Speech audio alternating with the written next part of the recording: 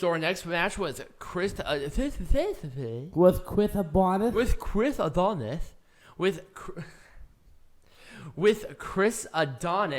defending the I almost said AEW, the NWA National Champion. I am a mess right now.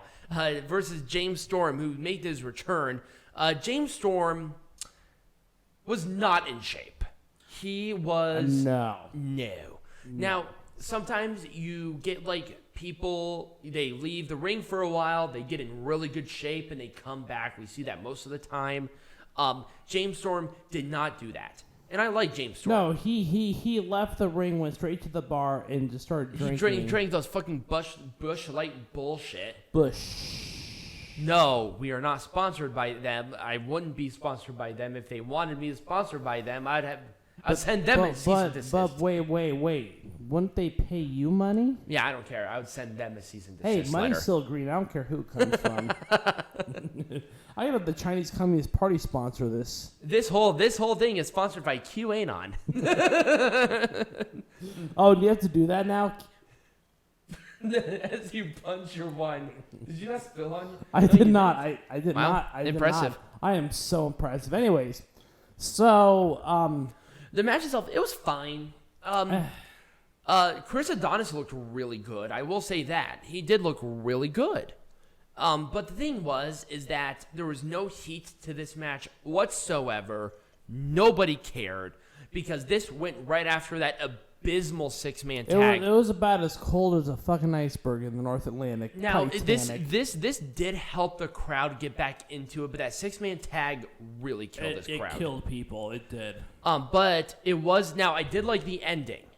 I was not sure about the ending at first, but I did like the ending now. Because now I'm like, okay, we're going to see this match again with guys who are very good. Maybe James Storm can get back into shape. Yep. Maybe that's why they did this, so James Storm cannot look like he drank Busch Light. And Adonis is still the champion. Mm-hmm. And it was fine. You know, I liked the ending. I thought the ending really saved the match. Yeah. All right, so we're going to make Pro Wrestling majestic again. So we're going to start off with the NWA World Tag Team Champions that happened tonight. Here's my thing. My ass hurts. I know. Mine does too. I did like this change, but I really wanted to see a Kratos-Stevens breakup. That's what I would have done. Because then you give these two... Well, right, but I think that will play out on Power. So, don't worry about it. But the problem is that you're on this big stage and you have all these people. You can get up and take a stretch if you want. I adjusted. I think maybe you should adjust. Ow. Oh, God, my ass hurts so bad. Mine does too. With this one, honestly, I wouldn't have done a damn thing different. It was a good Brawl match. and Lou, absolutely nothing.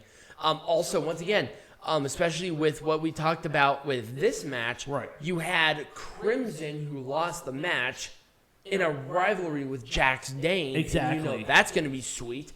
Thom Latimer was strictly business, so he's going to be fine. And with Tim Storm, he's kind of winding down his career, but he still did a great job. Yeah. And I think it was a really good, feel-good moment, especially for Tim Storm, who tried his best with the NWA, especially in a dark period, being the world champion at that time. Exactly. A really good send-off for him. I don't know if he's retired or not, by the way. Chris Adonis, James Storm. Here's... I'm not sure what I would do. Here's... I don't think I really could have done anything different. I wouldn't change a thing. Exactly. It was fine. For what it was fine. Well, now, could they have done a clean match? Yes, they could have. They should have. No. Here's my thing. The match itself, once again, was fine up until the finish. Then the finish was awesome because that kind of like weird sloppy pin whatever thing, it forwards a rivalry. Right. James Storm is clearly not in the picture of the NWA World Heavyweight Champion right now. And I don't want James Storm to be sitting on the shelf. So him and Adonis continuing some sort of rivalry is a good thing. Fine, right. But also, James Storm is not only with Adonis, but Adonis is with Strictly Business. He can go into a rivalry with Thom Latimer, as Adonis has to defend the title now against Jusias. Right. So, there's a lot of different things with this, especially with this, crazy pin. Yeah. That's something that can happen more. Right. Something that can be done in the future. Right. So, once again, an open chapter that you got to finish, and I don't mind that. Once again, thinking 5 steps ahead. I wouldn't have done a damn thing different. Not a single thing different. Nope. I probably would have given the match a little more time. Yep, that's the only thing. Maybe a little more drama. Maybe something so razor close. Maybe even a false finish. Yeah. Where Adonis did something sneaky and rolled up Trevor Murdoch, where he won, and then Murdoch got and then Corgan came out and did that, and then that's where the fight started with Adonis and Corgan. That would have been cool. Mm-hmm. There would have been a lot of better ways to do the ending than they did, but you know what? The right person won. Yes, 100%. And now Aldis is going to do something that I think it said Adonis. Nick Aldis, Mickie James and Kylie Ray. I wouldn't have done the match. Yeah. I feel like this match was totally useless. It was useless. You could have ignored it. I ignored it. And I felt fine. I should have ignored it, but I'm sorry. I don't like it when things are stupid, especially when it comes to a big pay-per-view. No. It doesn't make sense. Mickie James, if they were going to do this match, this should have happened on Empower. There was no reason for this at all. None. But the only thing that really saved this was the Deonna Purrazzo attack. Oh, yes. That is legitimately it. But, hindsight's 2020. Mickie James maybe should have chosen a different opponent. A couple of other matches that should have happened that could have been better that I just didn't have pictures for.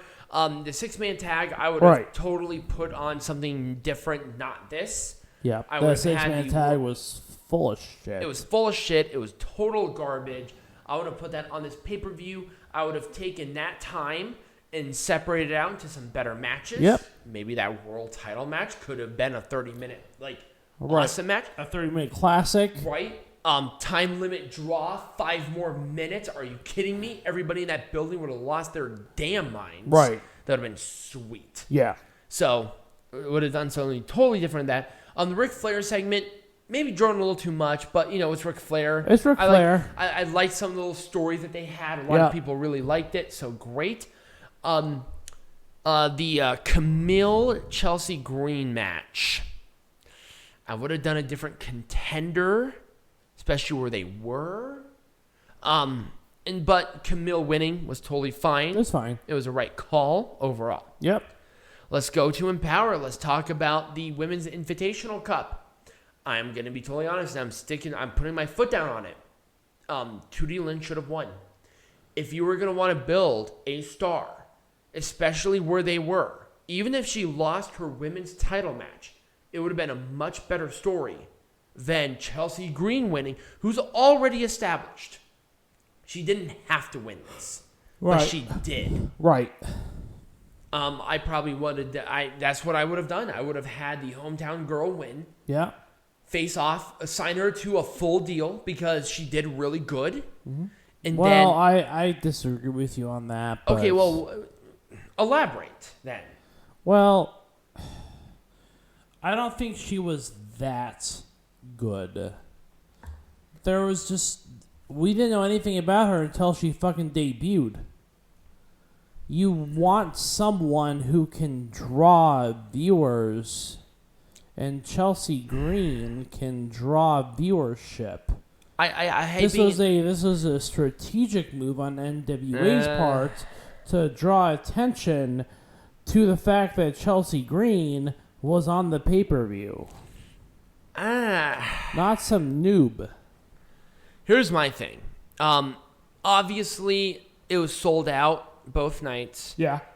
And people were not going to pay for the women's world title match on the 73rd. No. It was just there. Right. But with the pop that I saw from Lynn, with the family there would have been a really good story there.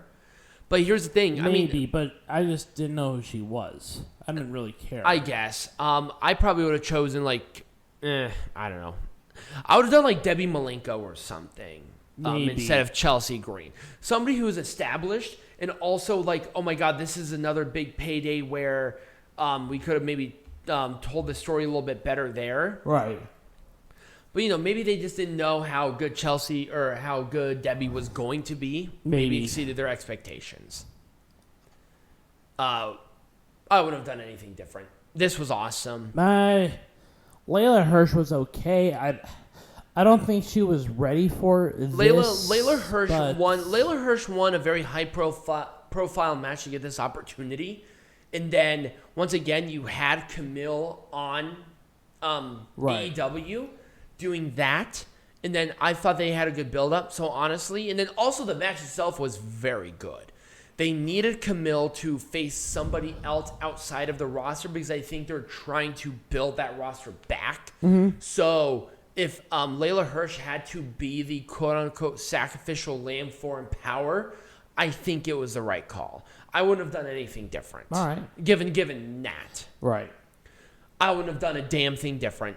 Why the fuck would you? Not a single damn thing. And that's not because, we've been doing this for a while. Just because this match was awesome. Yeah. Especially with the attitudes. And also they built it really well. So they did. Especially on Impact. I love the attitudes. That made this match more than anything. Absolutely. Oh, women's tag. I wouldn't have done anything different. I thought they had a really nice mix of different teams. Yep. They had a really good pacing of everything involved in this. And I thought the Right Girls won. It really establishes a good precedent for the titles going forward. Especially for the NWA women's roster. It was NWA women who won. Right. And I'm excited to see where this goes. And at the end of the day, especially with an introduction with a new belt, that's what you want. Right. You want that excitement. We already talked about it. I wouldn't have done anything different regarding any of these. No. I know you don't want to talk about it, but the triple threat match. It has to be on the card somewhere. What would you have done? Fuck this shit. Well, number one, this Diamante was the one that really made this horrible. I'm sorry. It was her and the ref. The ref was not good. I would have chosen a different ref. Yeah. And I would have done maybe a little gimmick here where Diamante may have attacked from behind and had a surprise. Right. Or maybe take somebody out Because who cares about Diamante? Right. Or take somebody out of the Women's Invitational Cup. Or maybe bring in somebody else from AEW. How about Thunder Rosa? Right. Have Thunder Rosa face these girls. That would have been a good match. Anybody else but Diamante. Diamante was out of place. She was sloppy. Yeah. She's never been good. I would have rather had Ivelisse. Right. Ivelisse isn't even on the roster. I would rather had her. Yeah. Or maybe Kira Hogan in this. She would have been fine. Kira Hogan was great during the show. But I mean, Kylie Ray, she's okay, but she cannot carry the match. No. I felt like that Kylie Ray was being asked to carry this match, and it was just not good. Right. And Chick Tormenta, the problem is with Chick Tormenta is that this is a totally new style. Chick Tormenta was fine, but once again, it's a totally different style than what it is here in America. So she was not leading. Kylie Ray was leading. Right. I'm not sure if it's just because she's on and off, but it was just not her position. It just wasn't. Bring in somebody else for this instead of Diamante. You have a ton of women that would have been perfect for this role. Right. Rihu would have been great for this. That would have been a really fun little match. About that. Nyla Rose would have been a great spot for this. Oh, yeah. I think Nyla Rose has that snap and intensity that would have really incorporated, because that's really what was missing here. Was it was felt too careful. Yeah. Somebody a little more confident. Emi Sakura, an established veteran. That would have been a really nice integration there. Or how about a Stardom girl? Hmm? That would have been really nice, especially because Bushiroad, who owns NJPW, owns Stardom, and Stardom will have exhibition matches at the next show, which will be next week on our show, by the way. And speak of the devil, I think maybe we should talk about that. I think we should. So next week, what are we, because we're pretty much at the end here of our show, what are we going to discuss? Well, of course, we got wrestling. Of course, we got heckling, but... With 3 pay-per-views? Well, it's 2. It's 3. One of them is just a 2-night show.